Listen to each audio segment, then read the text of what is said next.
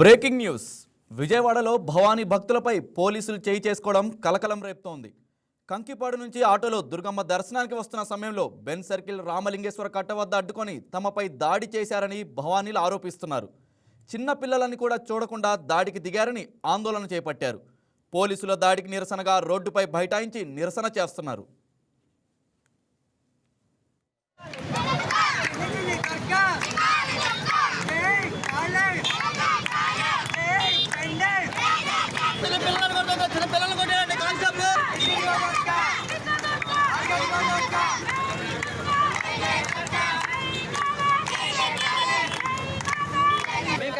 సర్దిగా వస్తున్నాము.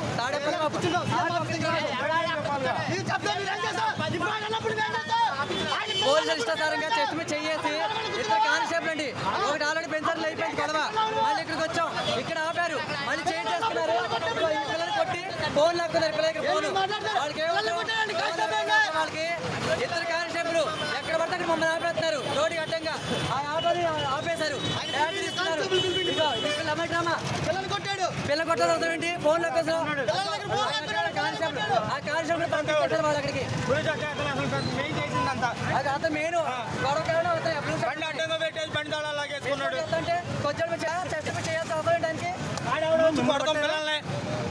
అంటే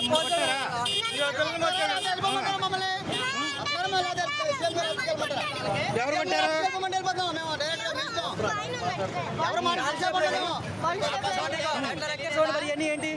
ఇగో ఇక్కడ రెక్కాడు, ఇక ఏ చూడండి ఎట్లాగో ఆయనేమో ఇక్కడ, ఈయనేమో ఇట్లా కోసేస్తాడు. ఏంటి అంటే మీ పోలీసులకి ఇష్టోచారం చేసి ఊరుకుంటారా? ఏ పోలీసు అంటే 30 మంది వచ్చారు, ఒక్కడికి చేశారా?